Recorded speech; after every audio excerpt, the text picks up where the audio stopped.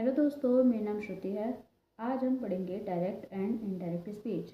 आप चाहे स्कूल के स्टूडेंट हो या फिर किसी भी कॉम्पिटिटिव एग्ज़ाम की प्रिपरेशन कर रहे हो, ठीक है। आपको ये टॉपिक अगर समझना है तो मेरी वीडियो में इस टॉपिक से रिलेटेड छोटी से छोटी और बड़ी से बड़ी बात जितनी भी इसमें बातें हो सकती है मैं आपको सारी बताऊँगी, ठीक है। आप बस अच्छे से समझो और अगर कोई डाउट आए तो आप मुझसे पूछ लेना कमेंट्स में, ठीक है ना। खैर, बात करते हैं स्पीच क्या होता है। स्पीच होता है किसी ने कुछ कहा, ठीक है। ये तो आपको कहने की ज़रूरत ही नहीं है, बातचीत सभी लोग करते हैं। अब मान लो दो पर्सन है, वो आपस में बात कर रहे हैं, ठीक है। मान लो मैं हूँ और मेरा भाई है, तो मैं अपने भाई से कह रही हूँ मेरा नाम श्रुति है, मेरे भाई का नाम कुछ भी है, एक्स है मेरे भाई का नाम, ठीक है। तो मेरा नाम श्रुति है, मेरे भाई का नाम लिख ही लेते हैं, सपोज टू बी मेरे भाई का नाम आदि है, ठीक है। तो मैं आदि से कह रही हूँ कि मेरी तबीयत ठीक नहीं है ना। अब ये जो मेरा भाई है आदि, वो किसी और को ये बता रहा है कि उसने कहा या मेरी बहन ने कहा मेरी तबीयत ठीक नहीं है। तो जो मैंने लाइन बोली थी, मैंने क्या लाइन बोली थी, मेरी तबीयत ठीक नहीं है, ठीक है। तो वो एज इट इज़ लाइन आदि ने अपने दोस्त को कह दी कि उसने कहा कि मेरी तबीयत ठीक नहीं है। तो ये हो गया डायरेक्ट, इसको बोलते हैं डायरेक्ट स्पीच, ठीक है। अब उसके पास दो ऑप्शन थे, या तो वो एज इट इज़ जो मैंने कोट बोला है वो जाके अपने दोस्त को बता दे। दूसरा ऑप्शन उसके पास ये था कि वो इस तरीके से बोल सकता था, मेरी बहन ने कहा कि उसकी तबीयत ठीक नहीं है। इसको बोलते हैं इनडायरेक्ट स्पीच। अगर कोई पर्सन एज इट इज़ किसी थर्ड पार्टी को किसी की बात बोल देता है, कॉपी पेस्ट कर देता है, तो उसको बोलते हैं डायरेक्ट स्पीच। और अगर वो उसको अपनी तरीके से उसको रिप्रेजेंट करता है उसी की बात को, तो उसको बोलते हैं इनडायरेक्ट स्पीच। इनडायरेक्ट स्पीच का दूसरा नाम रिपोर्टेड स्पीच भी होता है, ठीक है। अब देखो, इसमें मैंने कुछ एग्जाम्पल्स लिख रखे हैं, है ना, तो ध्यान से समझना। जैसे मैंने लिखा है, शी टोल्ड मी, उसने मुझसे कहा, I will come home by 10 PM, ठीक है, कि मैं 10 बजे घर आ जाऊंगी, ठीक है। तो उसका जो कोट है, उसने मुझसे कहा, बिल्कुल एज इट इज़ बोल दिया कि मैं 10 बजे तक घर आ जाऊंगी। तो direct as it is copy paste कर दिया, ठीक है। जिसने भी मतलब उसने थर्ड पार्टी को बताया, तो एज इट इज़ उसने उसकी बात को कॉपी पेस्ट कर दिया। दूसरा तरीका ये था, she said to me that she would come home by 10 PM, उसने मुझसे कहा कि वो 10 बजे तक घर आ जाएगी। अब यहाँ पे क्या हो गया, एज इट इज़ बात नहीं है, उसने कॉपी पेस्ट की। इसने ये नहीं बोला I will come home by 10 PM, उसने बोला कि वो 10 बजे तक घर आ जाएगी, ठीक है। तो ये हो गया बेटा डायरेक्ट स्पीच, ये हो गया इनडायरेक्ट, क्योंकि यहाँ पे डायरेक्टली उस कोड को रिप्रेजेंट किया गया है और यहाँ पे उसने अपने वे में रिप्रेजेंट किया है। यहाँ तक आपको समझ में आ गया। दूसरा एग्जाम्पल समझ लो कि I had a headache yesterday, मुझे कल सिर दर्द था। बिल्कुल जो बात थी वो आपकी लिख दी गई है। दूसरा तरीका ये था, you sad you had a headache the day before, तुमने कहा था कि तुम्हें पिछले दिन सर दर्द था, ठीक है। तो यहाँ पे डायरेक्ट कहा गया है और यहाँ पे उसी बात को इनडायरेक्टली कहा गया है, ठीक है। अब आगे बात समझो। तो ये चीज़ लिखी है, the word of a speaker can be reported to a third party in 2 ways। Speaker ने जो भी कहा उसकी बात को तीसरी पार्टी को अगर आपको रिपोर्ट करना है तो आप दो तरीके से कर सकते हो। एक, bye repeating the words spoken, जो वर्ड्स बोले गए थे उसको एग्जैक्टली रिपीट कर दो, उसको बोलते हैं डायरेक्ट स्पीच। दूसरा तरीका है by reporting the word spoken, कि आप उसकी बात को रिपीट नहीं कर रहे हो, रिपोर्ट कर रहे हो, अपने वे में बता रहे हो, इसको बोलते हैं बेटा इनडायरेक्ट और रिपोर्टेड स्पीच। क्लियर है। अब थोड़ा सा डायरेक्ट स्पीच के बारे में हम देख लेते हैं। डायरेक्ट समझ में आ गया ना, किसी ने जो कहा वो एज इट इज़ हमने कॉपी पेस्ट करके थर्ड पार्टी को बता दिया। इतनी बात आपको समझ में आ गई होगी। डायरेक्ट स्पीच रिपीट और quote the exact word spoken by the speaker. Clear है कि डायरेक्ट स्पीच में हम रिपीट करते हैं वो जो कोट था उसके एग्जैक्ट वर्ड जो भी स्पीकर ने बोले थे थर्ड पार्टी को, ठीक है। When we use direct speech in writing, we place the word spoken between quotation mark। जब भी हम डायरेक्ट स्पीच का वर्ड करते डायरेक्ट स्पीच को राइटिंग मतलब लिखते हैं तो हम कोटेशन मार्क के अंदर लिखते हैं। और याद रखना, इन कोटेशन मार्क के अंदर उसका उस जो भी बात बोली गई है उसका जो भी पंचुएशन यूज़ होगा, पंचुएशन मतलब कि कॉमा यूज़ होगा, एक्सक्लेमेटरी मार्क यूज़ होगा या आपका क्वेश्चन मार्क यूज़ होगा, वो भी आपका इसके अंदर ही आना चाहिए। फिर इसके बाद ही आप बाहर की तरफ लगाओगे ये कोटेशन मार्क। समझ में आ गया। जैसे कि देखो, माई टीचर सेड, आप मान लो मैंने आपकी तारीफ़ की और आपने मम्मी को बोला कि मैंने आपको बोला यू आर द बेस्ट, तो आप अपनी मम्मी को बोल रहे हो घर जाके, माई टीचर सेड, मेरी मैम ने कहा, यू आर द बेस्ट। अब ये एक सिंपल लाइन है, इसमें क्या आएगा, फुल स्टॉप आएगा। और ये जो लाइन थी वो आपने अपनी मम्मी को एज इट इज़ बोल दी कि मेरी मैम ने क्या कहा, यू आर द बेस्ट, है ना। तो ये क्या है, डायरेक्टली आपने कॉपी पेस्ट करके जो मैम ने कहा वही आपने कॉपी पेस्ट करके अपनी मम्मी को बोल दिया। तो ये जो बोला है बेटा, इसको हम आपके कोटेशन मार्क में रखेंगे और विद पंक्चुएशन साइन रखेंगे। पंक्चुएशन साइन कोटेशन मार्क के अंडर ही आएगा। क्लियर है। जैसे राम टोल्ड रहीम, राम ने रहीम को कहा आई एम अनवेल। राम ने जो बोला वही रहीम ने बता दिया सेम किसी भी थर्ड पार्टी को कि राम ने कहा आई एम अनवेल, मैं बीमार हूँ, मैं ठीक नहीं हूँ। तो यहाँ पे भी आपका फुल स्टॉप आएगा और वो भी ये पंक्चुएशन मार्क के साथ कोटेशन मार्क के अंदर आएगा। ठीक है। जैसे सीमा आस्क्ड मी, सीमा ने मुझसे पूछा वेयर डू यू लिव। अब सीमा ने पूछा तो एक क्वेश्चन है ना, वेयर डू यू लिव, आप कहाँ रहते हो। तो वेयर डू यू लिव एक क्वेश्चन है तो यहाँ क्वेश्चन मार्क आएगा। अब देखो ये क्या है, एक पंक्चुएशन मार्क है, तो ये पंक्चुएशन मार्क भी कोटेशन मार्क के अंदर आया। तो आपने देखा कि जो एज इट इज़ बात किसी ने कही थी वो एज इट इज़ आपका कोड जो था वो हम रिप्रेजेंट करते हैं डायरेक्ट स्पीच में। कोई दिक्कत यहाँ तक, वेरी गुड। अगली बात ये है कि डायरेक्ट स्पीच में जो भी आप बोलोगे, जो कोट लिखा जाता है कोटेशन मार्क के अंदर, उसका पहला लेटर हमेशा कैपिटल होगा। देखो मैंने स्मॉल बना दिया डब्ल्यू, ये मेरी गलती हो गई। ठीक है, हमेशा क्या होगा बेटा, कैपिटल होगा।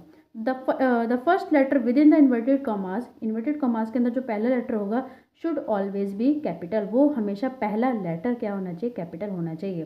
क्लियर है यहाँ तक। ठीक है, अब हम आगे बात कर लेते हैं। आगे ये बात है बेटा, जिसको बाद में पढ़ते हैं, पहले डायरेक्ट स्पीच की और भी इन्फॉर्मेशन है वो देखते हैं। If direct speech come after the information about who is speaking, a comma is use to introduce the speech place before the first inverted comma.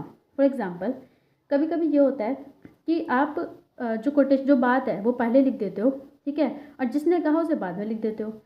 तो खैर यहाँ पे तो ये कहा गया है कि जो, जैसे ये एग्जाम्पल है बेटा, डायरेक्ट स्पीच का एग्जाम्पल है, ही शाउटेड, उसने चिल्लाया, शाउट होता है चिल्लाना, शट अप, ठीक है, तो उसने चिल्लाया। तो हमेशा याद रखना कि जो आपका कोटेशन मार्क से पहले, ठीक है, जो आपके वर्ड बोले गए हैं, जो आपके एग्जैक्ट वर्ड्स है, उससे पहले आप एक कॉमा भी लगाओगे। ठीक है, मतलब ही शाउटेड के बाद क्या आएगा, कॉमा, उसके बाद आप कोटेशन मार्क के अंदर जो बात कही गई है वो लिखोगे। क्लियर है।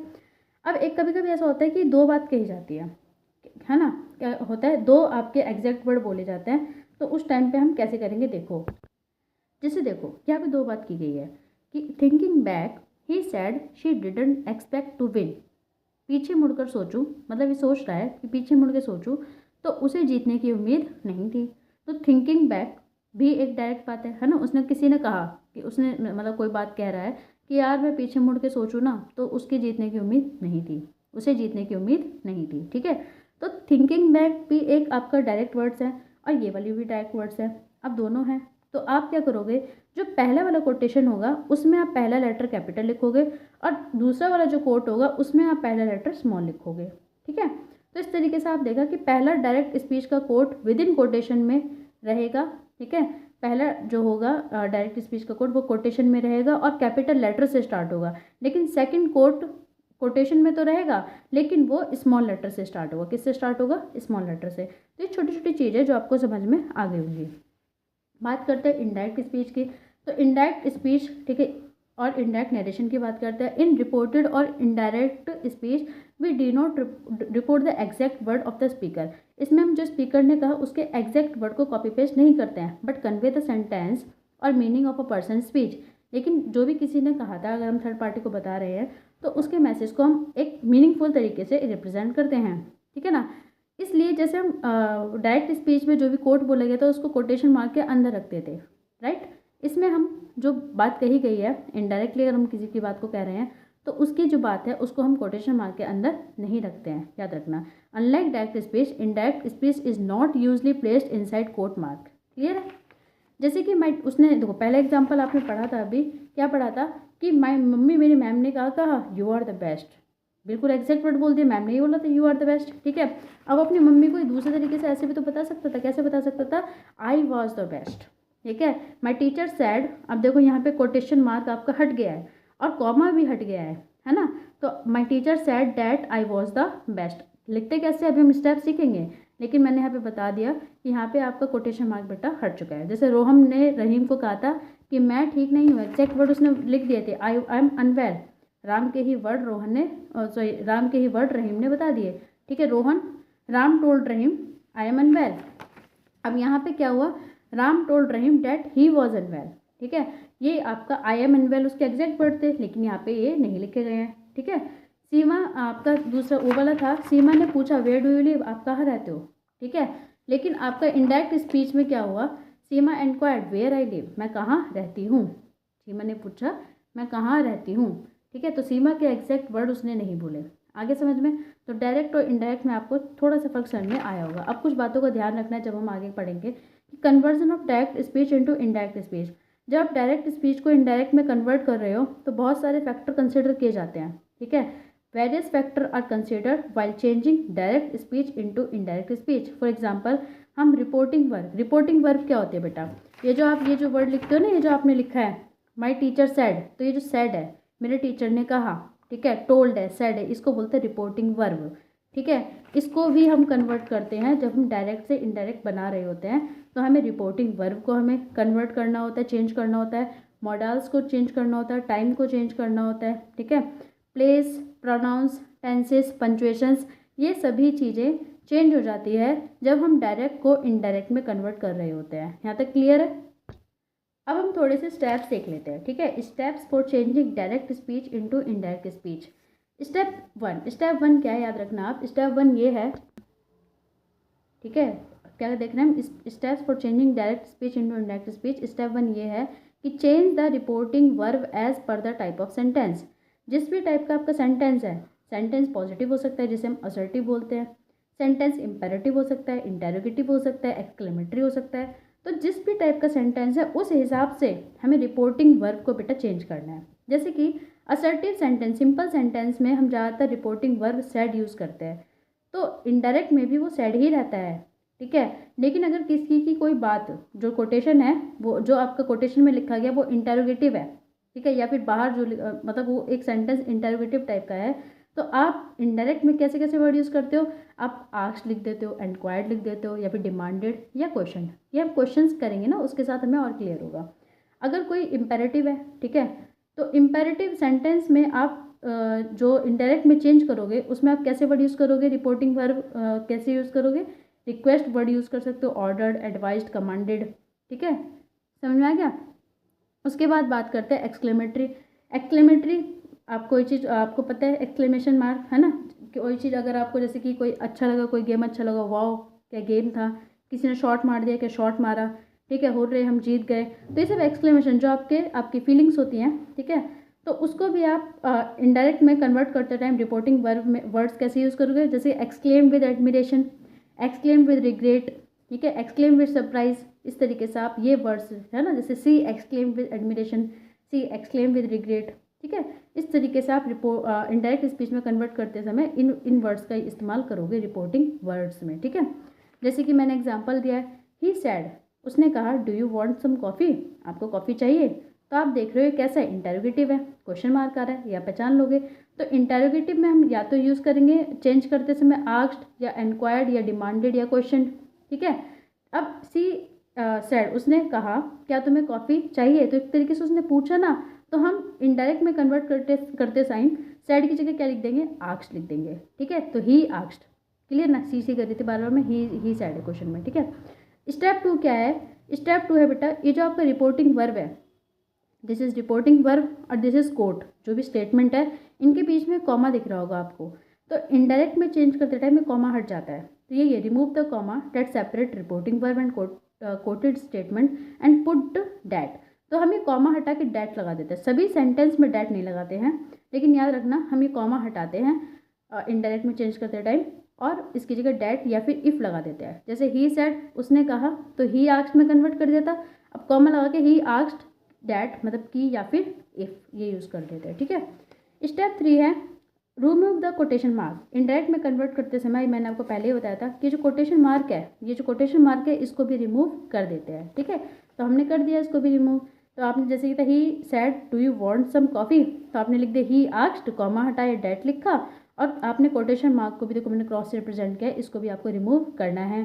स्टेप 4 से हम नेक्स्ट वीडियो में समझेंगे। ओके, बाय बाय, पढ़ते रहिए और इस चैनल को सब्सक्राइब कर लीजिए। ठीक है, इससे रिलेटेड, इस टॉपिक से रिलेटेड, डायरेक्ट और इनडायरेक्ट स्पीच से रिलेटेड जितनी भी छोटी बड़ी बातें होंगी मैं आपको सब समझाऊंगी। आप बस आराम से सुनिए, तसल्ली से देखिए वीडियोस को। एंड में जाकर के बहुत सारे क्वेश्चंस होंगे, आप उसे कन्वर्ट करिए और आपके अंदर कॉन्फिडेंस खुद ही आ जाएगा, है ना। और फिर आपको सारी चीज़ें क्लियर हो जाएंगी। ठीक है, बाय बाय, टेक केयर।